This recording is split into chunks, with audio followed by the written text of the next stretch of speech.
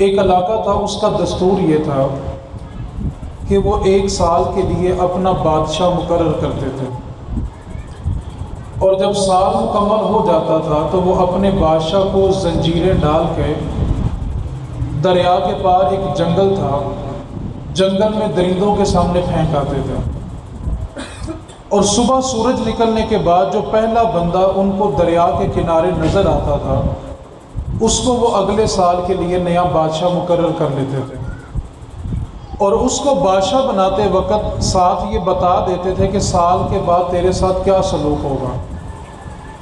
ان کا یہ جو نظام تھا وہ کئی دہائیوں سے چلتا آیا کہ 1 سال کے لیے بادشاہ مقرر کرتے تھے، اور سال بعد اس بادشاہ کو جنگل میں درندوں کے سامنے پھینک آتے تھے۔ معمول کے مطابق ان کا یہ نظام چل رہا تھا کہ 1 سال ایسا آیا کہ جب وہ اپنے بادشاہ کو جنگل میں درندوں کے سامنے پھینک آئے، اور جب دریا کے کنارے پہنچے تو جو پہلا بندہ ان کو دریا کے کنارے ملا وہ ایک تاجر تھا جو اپنی دکان کا مال خریدنے کے لیے اس شہر میں آیا ہوا تھا۔ اب بستی والوں نے اس کو پکڑ لیا اور اس سے کہنے لگے کہ تو اب ہمارا بادشاہ ہے اور 1 سال کے لیے تو ہمارا بادشاہ ہوگا۔ تو وہ شخص کہنے لگا کہ پہلی بات تو یہ ہے کہ میں ایک تاجر ہوں، ایک دکاندار ہوں، بادشاہت کا نظام میں نہیں جانتا، اور دوسری بات میں یہاں پر مسافر ہوں، سفر کی غرض سے آیا ہوا ہوں، تو مجھے بادشاہ بننے کا کوئی شوق نہیں ہے۔ بستی والوں نے کہا کہ اگر تم خود بن جاؤ گے تو اچھی بات ہے، ورنہ ہم زبردستی بنائیں گے۔ اس نے کہا پہلی بات تو میں بننا نہیں چاہتا، اوپر سے تم مجھ سے زبردستی کر رہے ہو۔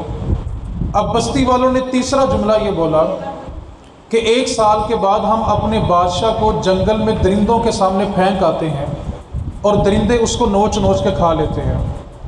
وہ تاجر کہنے لگا تم بڑے عجیب لوگ ہو، پہلی بات ہے میں بادشاہ بننا نہیں چاہتا، بنا مجھے زبردستی رہے ہو، اور ساتھ یہ بھی ڈرا رہے ہو کہ سال کے بعد تمہیں ہم جنگل میں درندوں کے سامنے پھینک آئیں گے، تو مجھے معاف کرو میں بادشاہ نہیں بنتا۔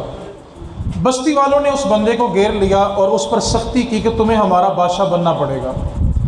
بندہ دانا تھا، سمجھدار تھا، اس نے کہا پھر میری بھی ایک شرط ہے، اگر بادشاہ مجھے بنانا ہے۔ بستی والوں نے کہا بتاؤ تمہاری کیا شرط ہے؟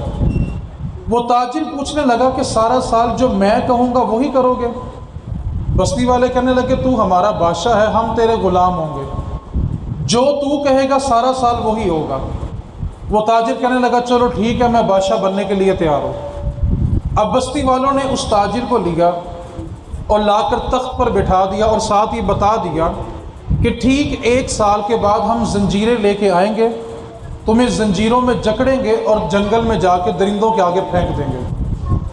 اب بادشاہ جو تھا وہ دنا بندہ تھا، اس نے تخت پر بیٹھتے ہی پہلی ایک فوج تیار کی اور فوج سے یہ کہا کہ جنگل میں جاؤ اور جتنے درندے ہیں سارے قتل کر دو۔ بادشاہ تھا، اس کا حکم تھا، عمل کیا گیا اور جنگل کے سارے درندوں کو قتل کر دیا گیا۔ بادشاہ نے ایک اور فوج تیار کی اور کہا جنگل میں جاؤ، جتنے درخت ہیں سارے کاٹ دو۔ فوج گئی اور جنگل کے سارے گنے درختوں کو کاٹ دیا۔ اس نے تیسرا لشکر تیار کیا اور کہا اب اس جگہ پر جا کر ایک خوبصورت محل تیار کرو۔ بادشاہ تھا، اس کا حکم تھا، ایک محل تعمیر ہونا شروع ہو گیا۔ چوتھی فوج اس نے تیار کی اور کہا کہ میرے اس محل کے ارد گرد آبشاریں بھی جاری کرو اور سبزہ بھی اگا دو۔ چوتھا لشکر گیا اور اس نے جا کے کھدائی کی اور آبشاروں کو جاری کرنا شروع کر دیا۔ جب سارے درندے قتل ہو گئے، درختوں کو کاٹ دیا گیا، محل تعمیر ہو گیا، اس کے ارد گرد پانی بہنے لگا، تو 1 سال مکمل ہو گیا۔ اب بستی کے لوگ زنجیریں لے کے بادشاہ کو جکڑنے کے لیے آ گئے، تو بادشاہ نے کہا مجھے زنجیریں ڈالنے کی ضرورت نہیں ہے، تم میرے پیچھے پیچھے آؤ، میں تمہارے آگے آگے چلتا ہوں۔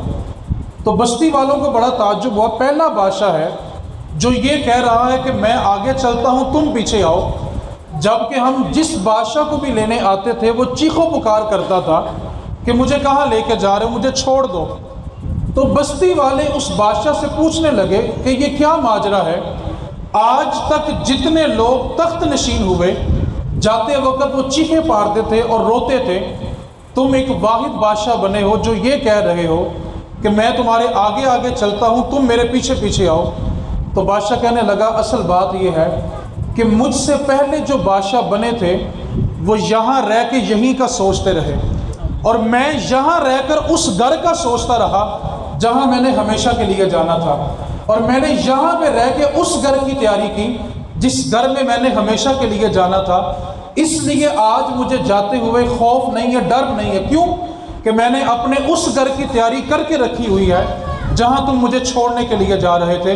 نبی پاک صلی اللہ علیہ وسلم نے ارشاد فرمایا، جب کسی گناہگار کی، بدکار کی میت کو لے کے لوگ چلتے ہیں تو اس کی روح میت کے قریب جا کر یہ چیخو پکار کرتی ہے کہ ہائے افسوس، مجھے کہاں لے کے جا رہے ہو، تھوڑا آہستہ آہستہ چلو۔ اور نبی پاک رسول رحمت صلی اللہ علیہ وسلم نے فرمایا کہ جب کسی مومن کا جنازہ چلتا ہے تو اس کی روح پکارتی ہے، ذرا اور تیز چلو، قبر میں جا کے حضور سے ملاقات بھی کرنی ہے۔ کیونکہ وہ یہاں پہ رہ کے اس گھر کی تیاری کر رہا ہوتا ہے۔ اصل میں ہم جس گھر میں رہ رہے ہوتے ہیں ہم صرف اسی گھر کا سوچتے ہیں۔ ہم جب گھر تعمیر کرتے ہیں تو اسی گھر کا سوچتے ہیں، لیکن ہمیں یاد دلایا جاتا ہے کہ ایک گھر تمہارا وہ بھی ہے جس گھر میں تم نے ہمیشہ کے لیے جانا ہے۔ تو جس طرح ہم اپنی اولاد کے لیے اپنے موجودہ گھر کو بناتے ہیں، سنوارتے ہیں، اسی طرح اپنی اولاد کے لیے اور اپنی ذات کے لیے اس گھر کو بھی سنوارنا ہے جہاں پر ہم نے ہمیشہ کے لیے